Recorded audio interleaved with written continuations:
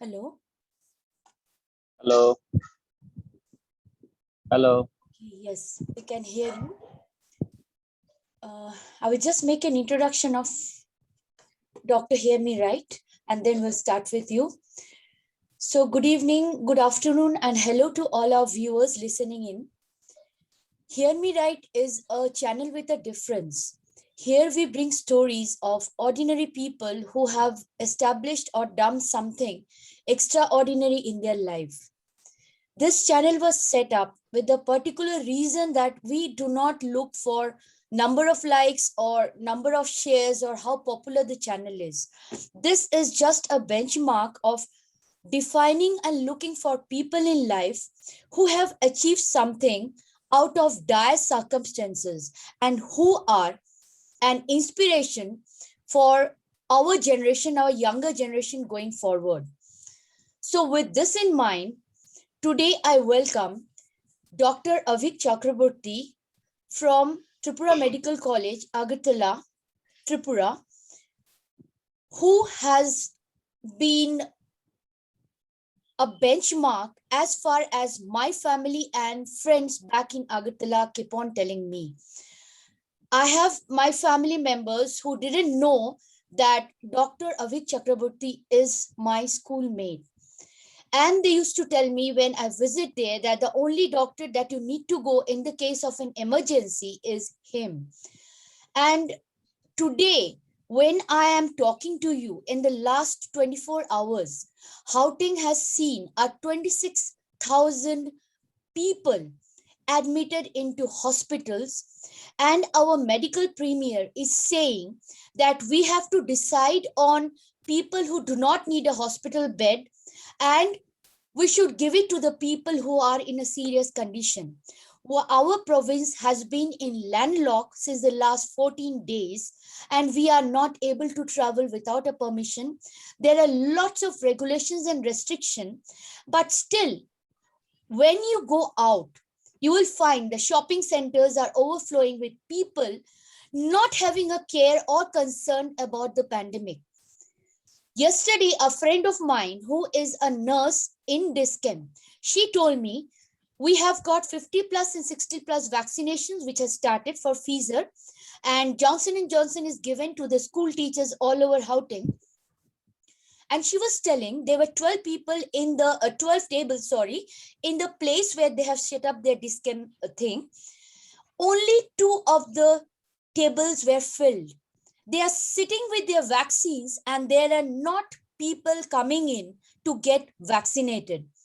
So when the situation is in such a way, me as a person who is afraid, I suffer from autoimmune diseases, I have thyroid, I have rheumatoid arthritis and other problems that are coming because associated with age. I am feeling afraid when will I be given the opportunity to get vaccinated and people are not coming in. So because of the situation that India has already faced and is still going through daily, I would like Dr. Avik Chakraborty to first welcome to the show. Thank you for giving your time for us. And could you please tell so that our Gauteng viewers, our South African viewers, understand the seriousness of the situation that we are currently in? Good afternoon, everyone. Good afternoon, Vasudha.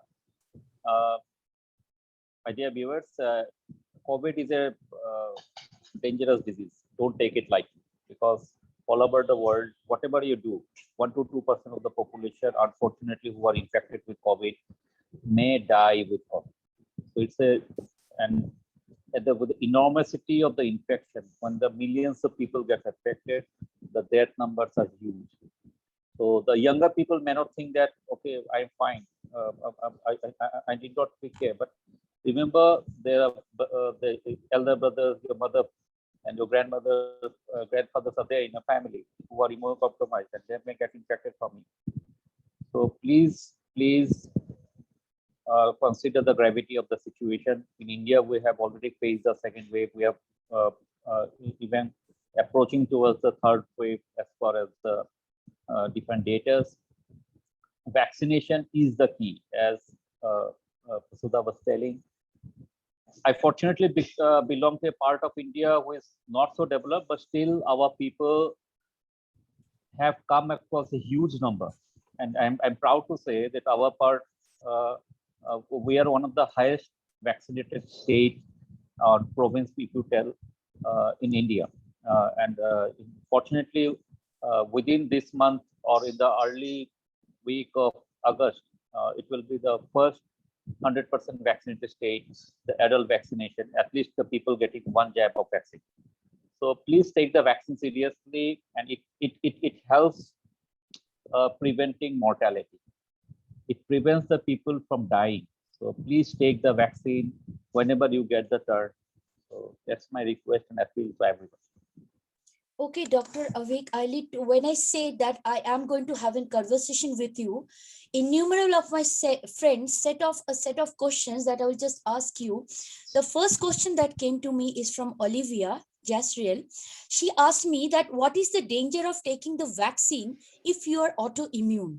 If you have any autoimmune diseases, is there any negative effect, or is there anything that you could guide on? Thank you, Olivia, for asking the question. There are absolutely no contraindication for the autoimmune people to get vaccinated. Only thing is that suppose they are on immunosuppressant drugs, which brings down your disease under control, but it weakens your immunity. Your response to vaccine may not be as good as the other healthy people. But provided you are on maximum autoimmune immunosuppressant drugs, the patient, most of the patient on rheumatoid arthritis, they are on or SLE, if you tell, they are on mild immunosuppressant. They don't cause much, they don't weaken your immunity much. So your vaccine response will be as normal as any other people. So, but otherwise, there's absolutely no contraindication to get vaccinated. So please get your vaccine yet. Okay, with this, I would like, this viewer would like to remain unknown. She is in HIV suppressant drug, like you just said that immunosuppressant drugs will have a lesser effect. So those who are taking that module for HIV, or those who are already affected by TB, should they be taking the vaccine, or is there any special sort of care that they need to take for, because a huge majority of people in South Africa are HIV positive and suffering from TB. So could you give our viewers a certain point on this, how to protect them, whether they should take the vaccine immediately, and how to go about? Yeah, first thing is that they must get vaccinated immediately. Some states have even prioritized them because they are more immunosuppressed. So they're more likely to get affected to develop complications with COVID. The chances of mortality in them may be slightly higher compared to general population. So please get vaccinated, and vaccination and there should be prioritized for vaccination. And telling about PLHIV means people living with HIV. Your HIV, all of us know that all of you have, I think, have the CD4 count. If you have CD4 count of less than 50, you are most immunosuppressed, and you should be the first one to get vaccinated. And compared to if your CD4 count is between 50 to 200, you are slightly less immunosuppressed, but still you are immunosuppressed. Again, you should be prioritized to get vaccinated. Fortunately, if your CD4 count is more than 200 or 350, your immunity is quite good. But always you have to take vaccination whenever your turn comes. And as I've told, there is no contraindication for antiretroviral if you continue your antiretroviral drugs with vaccination. Rather, few trials were there where antiretroviral drugs are used as a treatment of coronavirus also. So though these trials are not yet published yet, but few small trials have shown that antiretroviral drugs rather helps you fighting the COVID-19. So don't get the misconception that I'm taking antiretroviral drug, I cannot take HIV vaccine. You can very well take the HIV vaccine. And coming to the tuberculosis again, active tuberculosis, you can very well take the vaccine. There is no contraindication for vaccine. Only thing is that if you develop post tuberculosis some lung injury, many people develop. So you have more chances of COVID-related lung injury in them. Again, so vaccine should be prioritized. So if you have any underlying lung condition, chronic lung condition due to tuberculosis, due to smoking related COPD, so again, you fall in the high risk category. So you should get vaccinated. So vaccinated is not at all contraindicated. Nothing. Get yourself vaccinated. Okay, one more thing. This is again, a few of them are anonymous. They don't want their names to come in. She is a cancer survivor. She had cancer around 15 years back and is as such healthy. So she asked me that in my situation, she is 75 plus now. Okay. How she falls sick often, like it is she is not keeping very well. She asked me that how can I prevent getting the Delta strain of the COVID? How can I prevent? Because for the last 1 year, this particular lady has not left her house. But still, we have seen cases here in Lone Hill and Santins around. There are people not leaving the houses are still giving COVID. So what advice would you give her? Remember that she has cancer. So there are two conditions in her. One is the age is on the wrong side for her. She is 75 plus. Again, her immunity is already weakened. So once any cancer in your past, if she has successfully overcome the cancer event, she is again immunosuppressed. So she is otherwise. So these two brings her in immunosuppressed, compromised state and with the high vulnerability to COVID-related complications. Now, it's good that she did not come out of her house, but problem is that she asked about the Delta strain. Delta strain is almost twice as infectious as the other, the normal, the variant of COVID. So even she doesn't come out of her house, there may be people going inside her house. The problem is that people get contracted with COVID because the other people, the family members coming to meet her, to greet her, they bring the COVID, sometimes asymptomatically, because many of the of us people can carry COVID in your nose without any symptom. Even the vaccinated people can carry COVID in their nose without any symptom. So I will request her that whenever she's there in her house, whenever she meets any family member, even she has to wear a mask. A surgical simple mask will suffice. And whenever possible, till she get vaccinated, she should maintain the social distance inside the house also. Means at least 1 meter distance. And she should get vaccinated immediately because vaccine can only protect her. All the vaccines have shown to have efficacy against even the Delta virus. I hope in the South Africa you are giving you're giving the Pfizer vaccine, which is an excellent vaccine. Yeah, we are in the third wave. Yeah, we are in the third wave because of Delta virus. Yeah. Only. Yes. In this, Dr. Abhik, I would just like one question. In our houses, I think majority of the houses we know, the guard or wherever the complex they are staying in checks the temperature and also make sure that the person is wearing a mask and sanitizes the hand. So is that enough for this lady that the person who is entering the houses, even if she has asymptomatic symptoms, she is the person coming in is not going to infect her? Is that possible with the temperature taking? And is that means a barrier against COVID? Will that help in some way? Or yeah, it will help some way, but it won't. You cannot guarantee the 100% protection because, as I've told, some people are asymptomatic. Some people are asymptomatic. You don't have fever. You don't have otherwise any body symptoms. You can still carry the virus. And if they wear masks, fine. But problem is that when you go inside your house and meet our family members, we used to pull out of our masks. That's the main thing. And we used to hug each other, and there comes the problem. Once you get in a close contact with the other person, and otherwise you think that he is asymptomatic, then comes the problem. So this is the problem. So I will recommend her that whenever a person comes to her house, they should also wear the mask. He should also wear the mask, maintain a distance of at least 1 meter. Then they can talk and chat with each other. And of course, as I told, she should get vaccinated because once she is vaccinated with your 2 jabs of your vaccine of your Pfizer or 1 jab of Johnson and Johnson, she is well protected. Then there is one more question, Dr. Abhik. This came yesterday only, like I was talking. My friend, she had gone to the doctor for some ailment. I think it was fibromyalgia. Her name is Michelle Shelian Singh. she picked up the virus from the hospital and she was just tested positive. So is it possible that when you're going to a doctor who is following all the procedures, you are still getting infected? Because there are some cases where we have to go to the hospital, like if it is a surgical procedure or certain things where the medicine cannot be given directly, you cannot get it directly, you have to visit the hospital. So how do we prevent this question is from Michelle. How do we prevent this? Means this thing, is it true that you can get infected, by visiting the hospital, even if utmost care is Yeah. taken on your side? Because that's how she tested positive.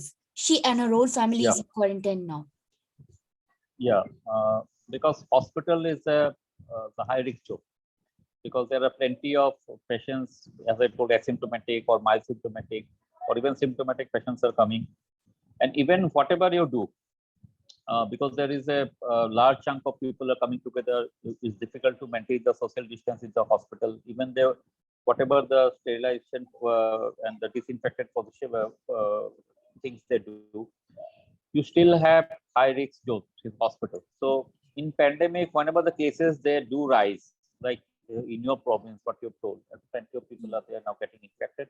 It's better to avoid hospital and doctor clinic unless you are absolutely disindicated in this situation. Unless there is an absolute medical emergency, then only you go. All the routine surgery, all the routine procedure, like fibromyalgia is not an emergency disease, if I get you correctly, fibromyalgia, because Okay, she had to go to the hospital because of whatever it was happening. She had to visit the hospital, and then she got infected. Because definitely it's possible, and it's better to wear a mask every time when you go to the hospital. You should repeatedly wash your hand. Whatever things we follow for the COVID, that should be followed. But problem is that because Delta variant is much more infectious, and when we go to an environment where the chances of getting infection is high, like hospital, public transport, malls, and among them the hospital is the highest category risk factor.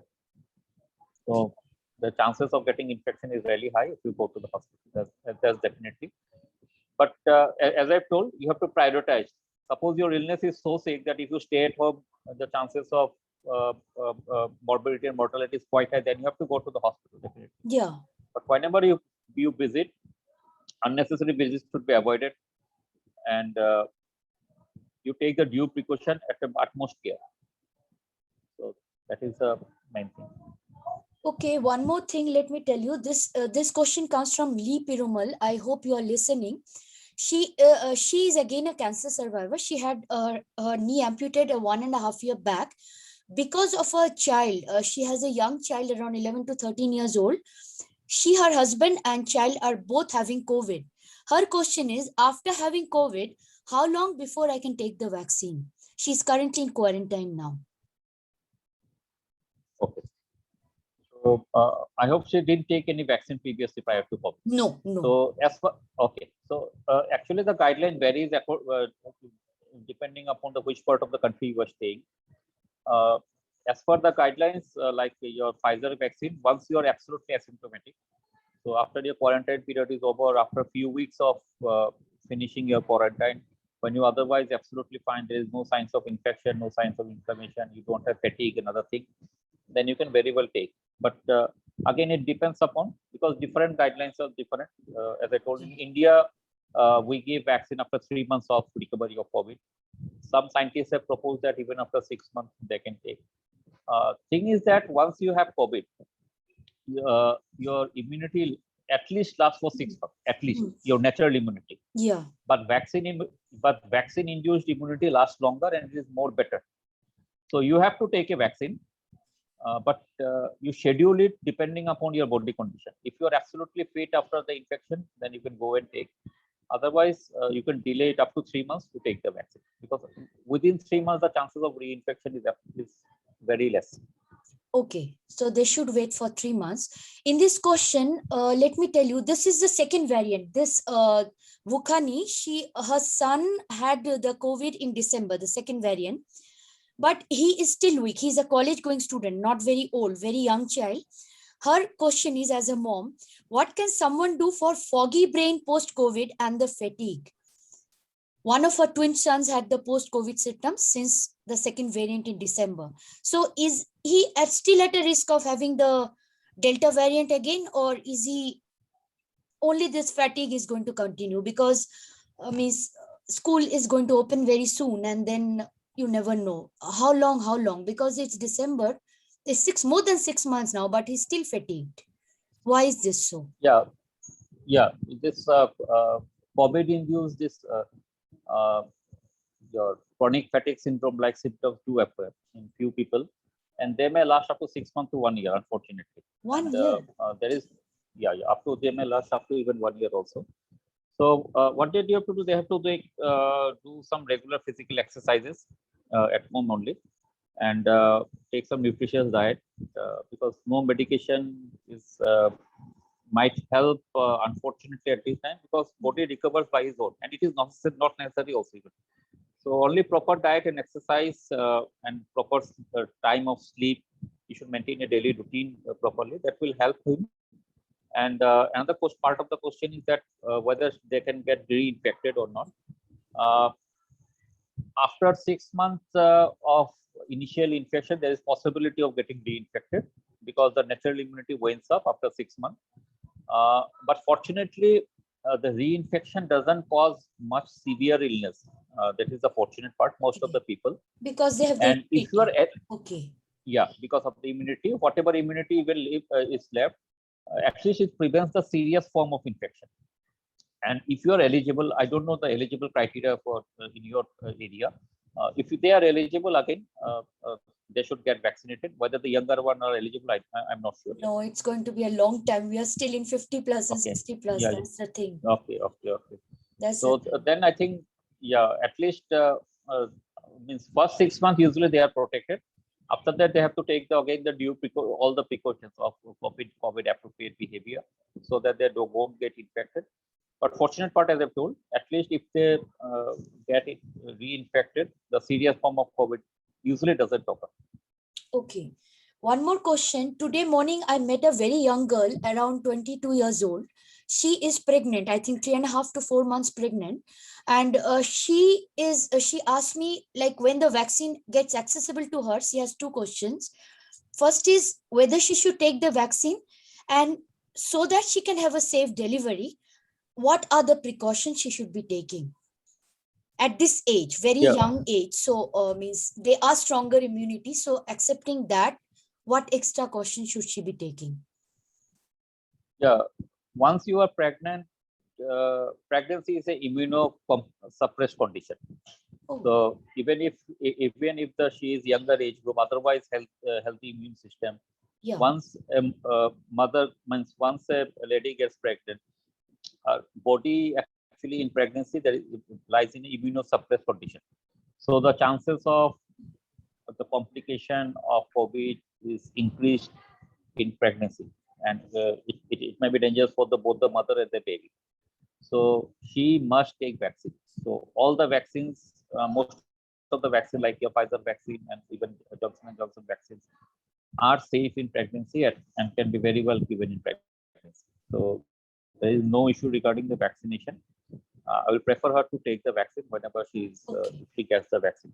Whenever she gets it. That's wonderful. That's really nice. I hope she's listening in, because it will help her a lot. And actually, she was very, very afraid today morning when I met her. I was she was not even ready to speak on the phone. The rest of the people send the questions on the phone. And as a to-be young mother, I could find her very worried about whether she is in such a position that if it is going to harm herself or harm the baby, she might even think of termination. That was the mental stress that she was in when I talked to her today. So I said I will put the question over across to you, and at least I can say to her that if she takes the precautions and she gets the vaccine on time, she has a chance of a safe delivery of the baby. Yes. And one more thing, this is again for the old people. This I have not seen happen here. This has happened in India, but it is scaring us here. People who had taken both the COVID vaccines have still died of other illnesses like heart failure, kidney failure, lungs failure. they were perfect throughout. There were no conditions. So how did this death occur even after taking the full course? Because my mother, I remember, has taken the full course, but she has a heart problem. So this is my question, because I'm worried about that situation. It might happen like that. Why is this happening? Yeah, the problem of COVID is that it causes the inflammatory response in our body. So this heart problem and other things, whenever there is inflammation, that gets aggravated. So when you underlying a stable heart problem, suppose you have atherosclerosis, this cholesterol get deposited in your heart vessels. Mm-hmm. Now this cholesterol gets inflammation occurs in this cholesterol deposit. So whenever the body inflammation increases, the inflammation in the heart also increases. So even if you are asymptomatic COVID or mild COVID, the inflammation in your body is there. Okay. So that's why there is increased incidence of heart failure, heart attack, even brain stroke whenever you have COVID. Now, if you are vaccinated, your chances of developing serious COVID is very less, but you can still develop COVID. That one point I am emphasizing again and again. You can still develop COVID, but with a milder form. So okay. One cannot assure that that you have taken the vaccine, you cannot get COVID. It is not like that. The chances of severe COVID is very less. The patient, usually the chances of dying of COVID is extremely rare once you are vaccinated with 2 doses of your Pfizer vaccine. So, but you can still around 10 to 15% with Pfizer vaccine and around 20% with your Johnson & Johnson vaccine can still develop COVID even after getting the full vaccination. So as I told, once you have COVID, even though it is not mild, the inflammation are there in your body. So once inflammation, if I have underlying chronic disease, that gets aggravated. Okay, one more thing, Dr. Avik, is this a difference in what we have seen in the doctors in South Africa and India? In India, every doctor everywhere, not only a particular region, prefers ivermectin, but here the doctors are refusing to give, saying that there is not good statistics and everything. But I have seen, based on people in Delhi who have survived and living with and come out of COVID, ivermectin gives a huge guarantee that the patient is going to be good and well. So why is it not preferred for a particular country? Is there any reason, like why is it not being used or referred? Actually, the problem with that, any pre-exposure prophylaxis or any drugs, there is actually initially study came out with your hydroxychloroquine. Again, in India, in the first wave, we used a lot of hydroxychloroquine. All over the world, they were used. Now, actually, there was no robust data in your hand in the initial part. So there were lots of conflicting data came out. Some studies showed that hydroxychloroquine has some benefits. Some data showed that it doesn't have some benefits. Some meta-analysis came out. We are still debating in the second year of COVID whether hydroxychloroquine works or not. So similarly, your ivermectin in India, we do used a lot in the second wave because we had the AIMS guideline. Which Delhi I'm particularly talking. Everyone who has survived were talking about ivermectin, and here the doctors are not allowing. Actually, because it depends upon the state. Because WHO has not still given any green signal to any of the drugs. Not only hydroxychloroquine, not only ivermectin, but in India we had the AIMS protocol, which in the mild cases patient we do give ivermectin in the initial stages. But again, of late, it has they have now removed the ivermectin. Just few days back, our Indian Health Ministry again it has removed. So some doctors are still using, some are not. It depends upon. So actually, that is the reason, because some country they do use, in Bangladesh they are using ivermectin. So in South Africa, I think again. No, it's because not. Of because very less. It is using, but you have to push the patients. Have to push that we need a sort of thing. Means the doctor by choice is because not. WHO guideline is not there. Okay, because of that, they perhaps might be afraid. Yeah. Okay. I don't think there have been rapid entry of questions since I came to you and I said that I will be talking to you. I think, yeah, this has been all for all our viewers. This has been a very fruitful and understanding first phase. And what I could reinstate again and again, listening to Dr. Avik Chakraborty's word is get yourself vaccinated. When our DISCEM, our clinics, our Discovery Insurance is waiting for all of us to get vaccinated, the 50 plus and 60 plus, all of you who are listening in, please get your first dose so that the rest of us also can go and get vaccinated. And there is no other option other than get vaccinated. At least we will survive to tell our tale 20 years on. But if we do not have a vaccine, we will be dead and we will be infecting others before we are dying. So all my viewers listening in, please make the appointment tomorrow. We have a very wonderful community here. You will be served the best. No fears. I hope listening to Dr. Avik Chakraborty, I have his WhatsApp number, and I'm sure Dr. Avik will be ready to guide you if you have any questions. I will supply it to the viewers, but please go and get yourself vaccinated. And Delili, you are going to have a wonderful pregnancy and you are going to welcome your child, and I'm going to be there for your baby shower very soon. Do not be afraid. Keep yourself strong. Thank you, Dr. Avik. Thank you. Thank you.